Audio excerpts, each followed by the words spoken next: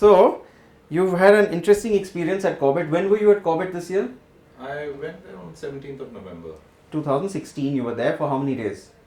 It was 3 nights, 4 days. And you've had this fantastic experience which you're going to tell us about. Yeah, it was What date did this take place? It was on the first day we arrived there. 17th. On 17th we reached Tikala around lunchtime, Hmm. and this was safari post lunch. Hmm.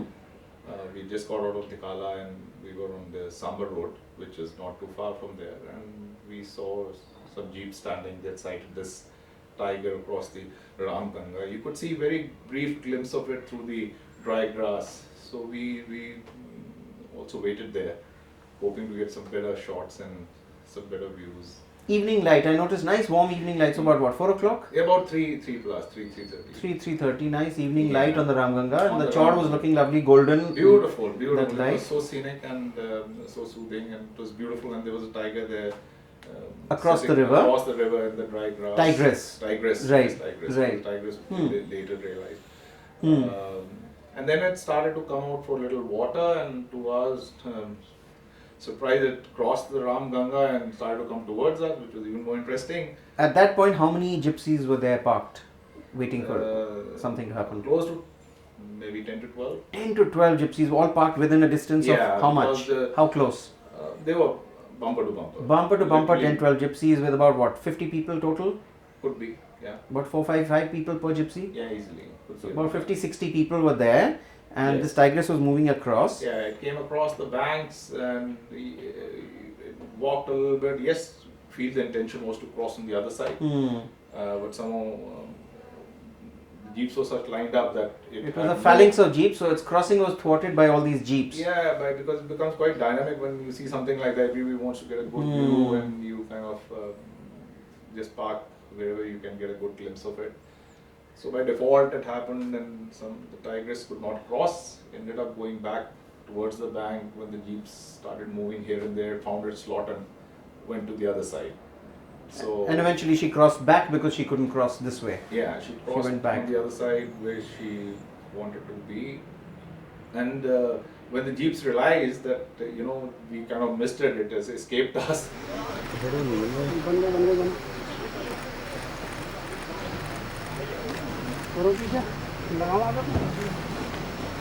अरे एक minute काम कर दो, खराब हो जाएगा, वरना बढ़ा दिया तो बताओ। ये तो गलत है इसमें। अरे इधर आ जाओ। अबे कहीं रास्ता छोड़ दे यार, क्या कर रहा है? तो रास्ता छोड़ दो भाई।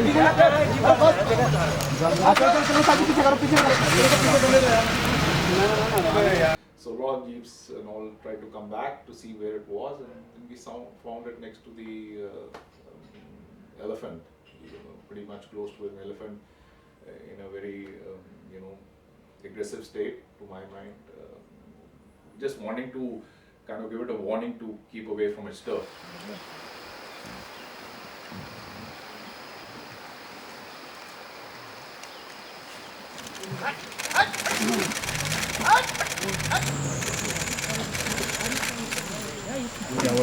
So the elephant came in later with the guests. Elephant was in and around, but came and parked itself. So there were about a close. dozen gypsies and an elephant. And an So elephant, close yeah. to about 70 people possibly. 65, I wouldn't 70 know people, exactly. yeah, quite Give a or few take, people. Give or take. Were people being noisy or silent? Not too noisy, but yes, the general excitement and the talking is always there. Anyway, we witnessed this charge, this mock charge, which was my first, so it was very, very interesting, which I could capture also, fortunately. And thereafter it mocked, when the elephant moved, it went after it again, the second time. Okay, It was two okay. within a span of a few minutes. Hmm.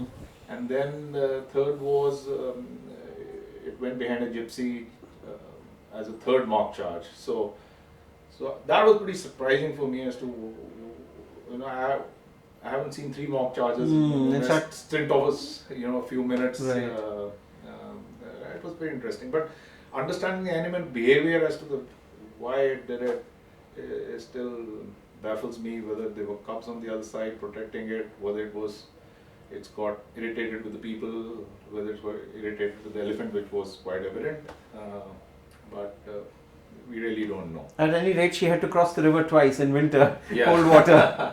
So she came across and then had to go back. Had to go back Yeah, finally after so- doing this full So loop. she had some purpose in crossing, which was not fulfilled, Yes. and then she had to go back across the river due to whatever Yeah. visitor disturbance impact. We don't know. We don't know. It's tough to comment, and we don't want to blame game, and we don't want to ascribe any Yes.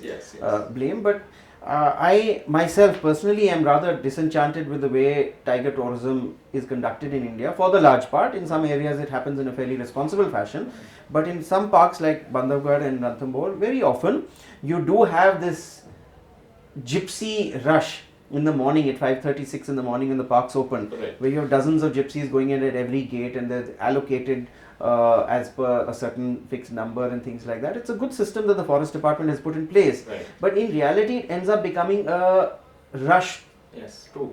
Very like true. a rush to the mall, a rush for a shopping sale in Delhi. Very true. They're all trying to rush in to see that tiger, and the moment they see a tiger, they want to get out because their objective is over. Yes. They've seen the tiger and they've gone to hell with the forest, to hell Yes. with the birds and the Very true. forest and the ambience and the environment. Very true. It's become a very give us this day our It's daily become mall more culture. commercialized, yeah. It's very commercialized. You're there to see the tiger, and you once you've done it, you're out. And if you've not seen the tiger, your visit is a failure. Failure. So that's the unfortunate side to tiger tourism in India, that it's all tiger centric. Right.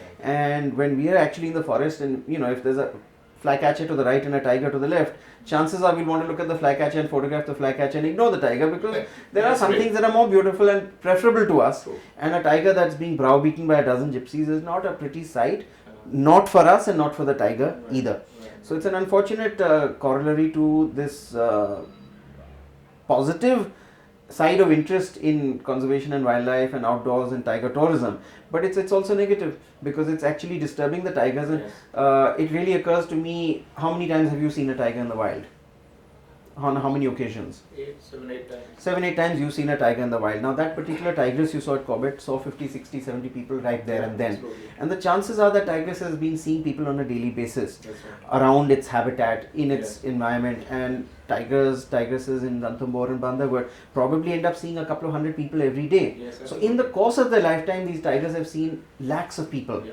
whereas people like you and me or whoever else has seen a few dozen tigers at most. Yeah. So that tigress is now inured to the presence of human beings, is used to being around gypsies and elephants with human beings on them, does not take human beings as seriously as it should, that they are, they're not good company, they're not good people necessarily, they're not a positive impact on the environment, and so it loses either fear of those human beings, Yeah. or becomes confident around them, Very true. or gets aggressive. Yes. So the fact is that the tiger's behavior is being altered Yes. by the constant movement of human beings around its natural habitat for the purpose of tourism, where those human beings are fixated on that animal, and the animal is just trying to go about its job Very true. Very true. and being disturbed. You're So right, because a human is not a typical meal for a tiger. It but really but isn't. But we also know that a zoo tiger is not scared of humans. So we don't It's- want a situation where a tiger,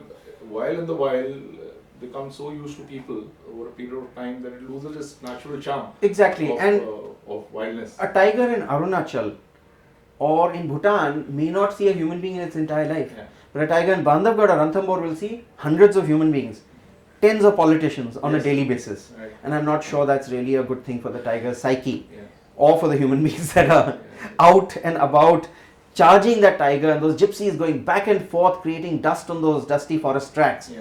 trying to show the tiger to its guests so that they can all get well tipped. And it's really a bad Yeah. system. This is not what conservation was meant to There are create in India. limitations of people getting into the parks, as I understand. So I think the authorities are probably, it's a catch-22. On one hand, you want tourism to flourish.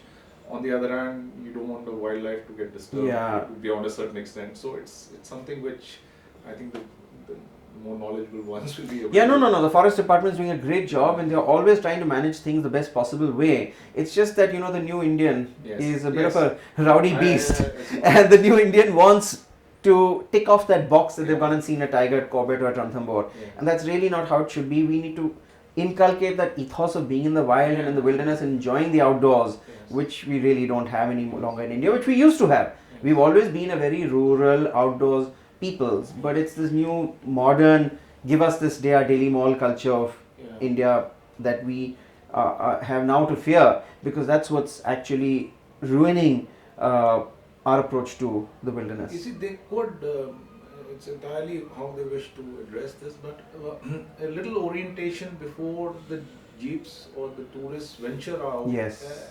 by a concerned, person. You know, we made a film on an orientation film for Corbett Park. Acha. Rules of do's and don'ts for Acha, Corbett. We very did good, that very good. with Well, the Forest that's Department. yes. It's a very good job that these people have done. Okay. The Wildlife Institute of India did that with the Corbett Park, and everybody in wildlife and conservation, I'd say, is doing a good job, and their intentions are all absolutely positive. It's just that visitors Yeah. are not always Yeah, positive. they And more pressure. There's yes, more pressure. and it's a lot of pressure, and there's a lot of money pressure from travel operators, Yes. hotels, lodges, Yes. vehicle operators, and it's a tough balancing act for the forest department. And then from politicians, all politicians think they have a sort of right on forest department, forest resources, and on forest rest houses, and their vehicles must be allowed in. And that's the incident we had, famous incident at Bandhavgarh where the tigress was hit. Yeah. So I think politicians need to be kept away from wildlife Yeah. for the most part. It's a lot of work for all. It's it's a tough balancing Yeah, act. yeah. But thanks a lot. Thank You've you done a very great much. job Thank you. sharing this incident with us, Thank you. and we want people to see this and not criticize the forest department, No, no, no. but we want people to look at it in the light of really how we can learn from it, Yes. and how tourists and visitors can behave in a more responsible fashion Yeah. without browbeating wildlife. I Balance think it out. To balance out. we need to have a moratorium in terms of distance. I don't think we should get closer than 100 meters from a wild animal. Use your telephoto lenses, use your cameras, enjoy the experience. But there's no reason why we should try and sidle up to animals in our gypsies in the forest and try and get close. Enjoy the experience. See what's happening. Be a part of it for a short period of time. And keep it wild. And keep it wild. So I think that's really important. That's a lesson we learned from your experience here. Yeah. We should not get too close. I don't know if I'll get another opportunity to see what I saw, but what I saw was amazing. You will see it again. Beautiful. Keep your eyes and ears open. As an ambassador, roving ambassador for Wild Films India, Thank you will get to see lots of exciting things as you go along in the wild. Keep sharing your stuff with us, sharing your images, and keep your eyes and ears open. With pleasure. And you never know what you're going to come across. There's a lot of exciting things to be seen, whether it's shopping at a mall in Delhi Yeah. or in the forest. Chances are the excitement is far greater Yeah. in the forest. Sure. So let's enjoy that. Let's get outdoors, behave responsibly, and enjoy India's wilderness Thank you. areas. Yeah? Thank you very Thanks, much. Harmit. Thank you.